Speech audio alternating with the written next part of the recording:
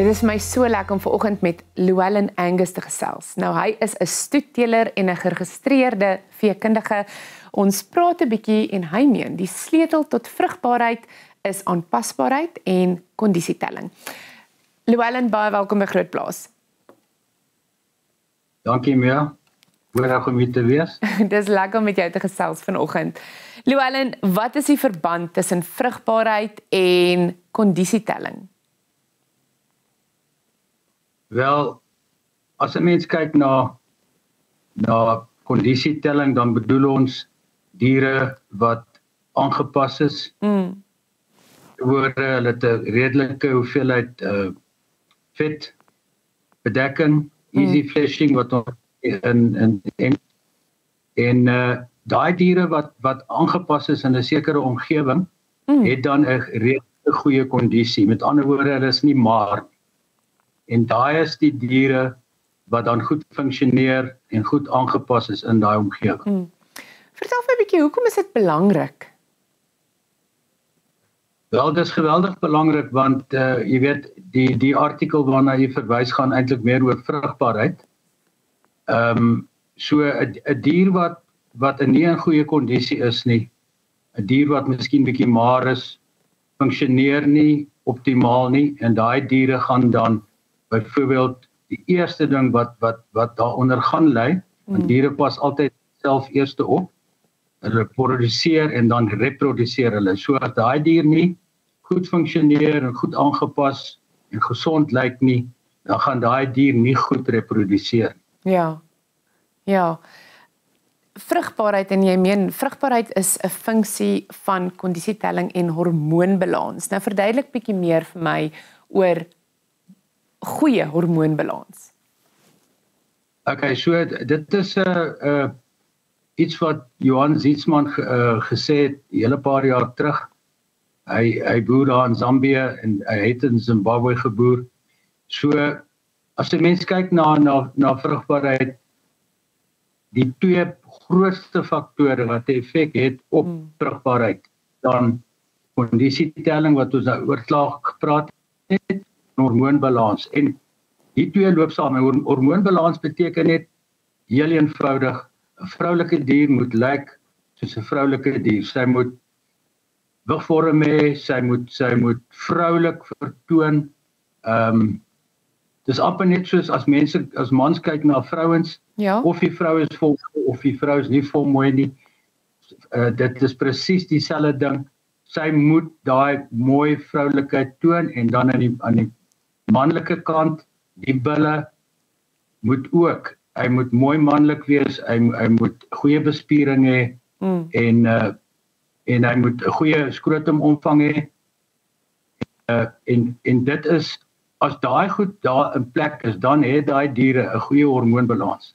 As jy byvoorbeeld 'n koe het wat bietjie grof raak voor en haar voorkwart, dan weet jy daai koe byvoorbeeld het nie 'n goeie hormoonbalans.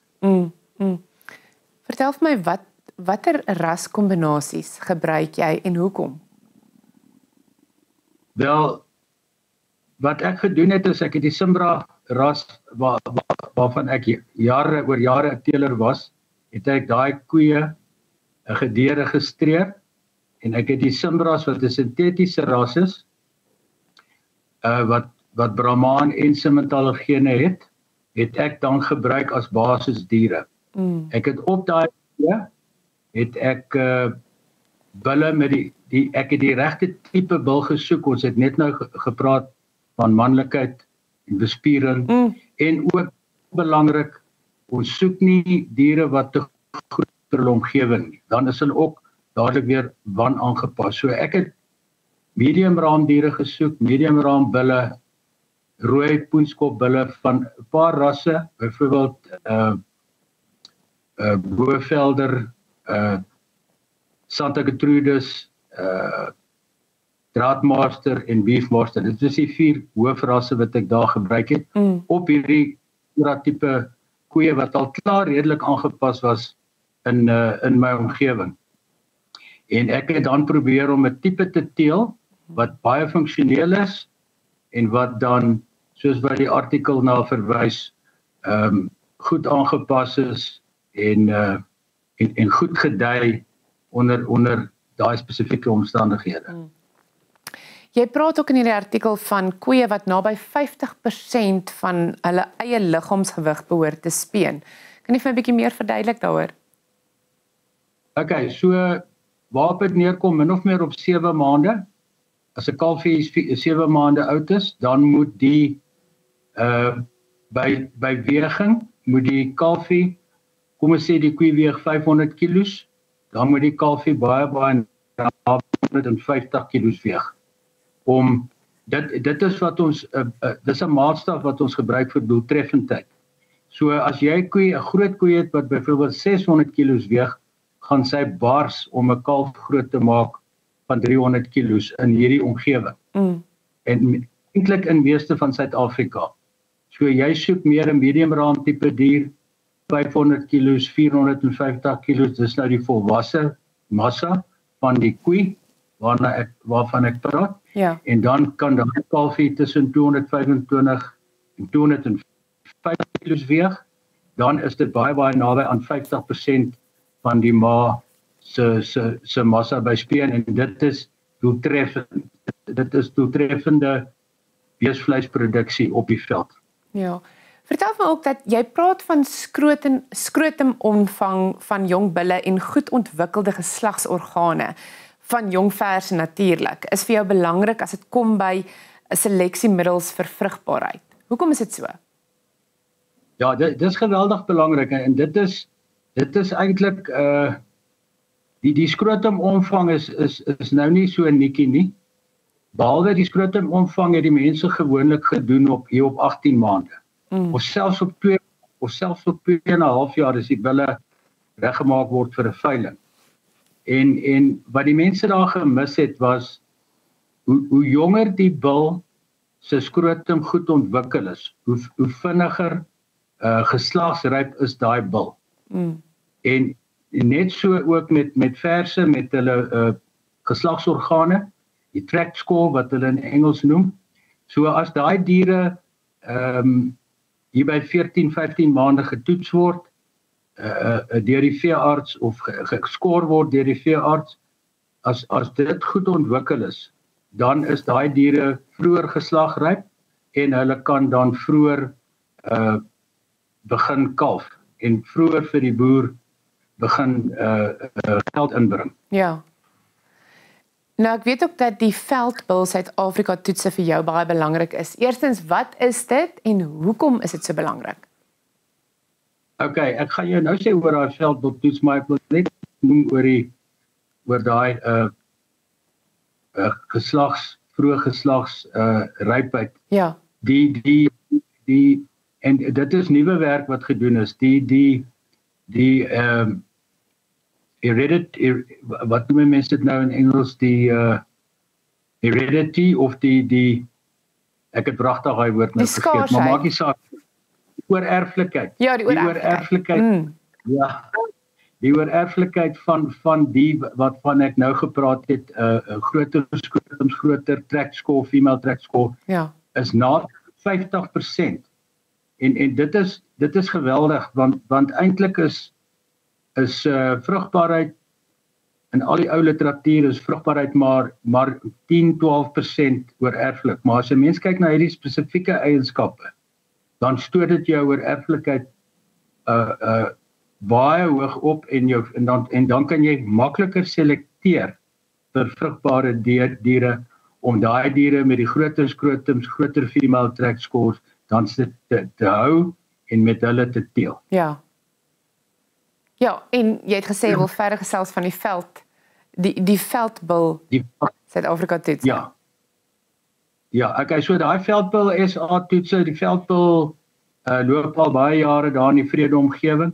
Dr. Hannes Dreyer is die man wat in beheer daar is en omdat ek nou teel wat nou nie meer teelwaardes het nie, want ek het eintlik basies my eie ras, moes ek ander maniere kry om daarin te win vir die diere. En die veldbultoets was vir my absoluut die antwoord, want Ons praat mos oor aanpasbaarheid, ons praat oor vrugbaarheid en dit is presies wat hulle toets. Hulle toets diere op sekere stadiums, obviously vir groei, maar groei is nie die belangrikste faktor nie. Die belangrikste faktor is liggaamskondisie telling. En dit is waarvan ons heel in die begin gepraat het. Ja. Jy soek diere wat so nou nie sê vet is nie, maar jy soek diere wat in 'n goeie kondisie is in a good working condition, sê hulle in Engels. So hulle toets dit, jy vind diere op verskillende stadiums vir dit. Dit gaan meer oor die bulle. Jy kan verse ook toets, maar die bulle is eintlik die belangrike een. Hulle word skrotumomvang word gemeet. Die ander eienskap wat ook gemeet word natuurlik is groei. Maar ons moenie so weghardloop met groei soos wat ons in die verlede gedoen het nie. Groei per se is nie die antwoord vir vrugbare diere. Dit gaan meer oor aanpasbaarheid. Dit gaan oor goeie kondisie, liggaamskondisie telling. Dit gaan oor temperament. Temperament word ook getoets en dit gaan oor 'n gladde haarkleed. So dit is uit almal faktore wat 'n geweldige groot rol speel in aanpasbaarheid. En dit is wat ek probeer bereik met hierdie en ek moet sê ek het dit al klaar reg gekry. Ja. Met die hulp van Bo.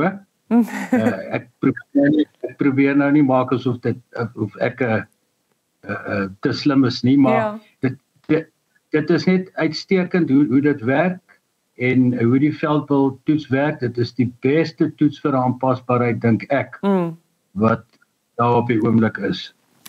Sommer net 'n ou laaste vraag. Hoekom die klem spesifiek op rooi en poenskop beeste lê? Die Suid-Afrikaanse boer is mal oor 'n rooi bees. Ek weet nie of dit kom van die Afrikaners van weleer, Afrikaner beeste wat hulle mee tipe diere wat hulle mee getrek het jare terug en wat hulle gebruik het om mee te ploeg. En jy weet dit was rooi beeste. So ek dink die rooi beeste is amper in ons gene. En dan die poenskop is 'n ander baie interessante ding. Jy weet as 'n mens kyk nou na die greenies, hulle enige iets wat saam met hulle tot 'n mate wat 'n dier se welsyn negatief beïnvloed met 'n mens na kyk. So as daar poenskop diere is, hoef hulle nie te onthoring word nie. En onthoring is maar 'n redelike stresvolle ding om op 'n dier te doen. So daai poena, as jy daai poenskop geen meer en meer kan vas lê, ons trek min of meer nou al by 60% van die diere, dan is dit baie voordelig vir bestuur. Ja. Vir mense, want jy hoef mos nou nie daai proses deur te gaan nie. En ek wil iets byvoeg oor poenskop. In die verlede was poenskop diere miskien nie van die beste kwaliteit diere nie, maar deur seleksie het poenskop diere nou baie 'n mens kry net sulke goeie poenskop diere as wat jy gehoringde diere kry. Dit is hoekom ek nou so daai poenskop, al die bulle wat ons gebruik is poenskop bulle en ons trek nou al by die 30% F2 generasie en ons is baie gelukkig daarmee. Llewellyn, ek is so dankbaar vir die gesprek met jou. Sterkte met verdere navorsing en ek sien uit om weer met jou te gesels.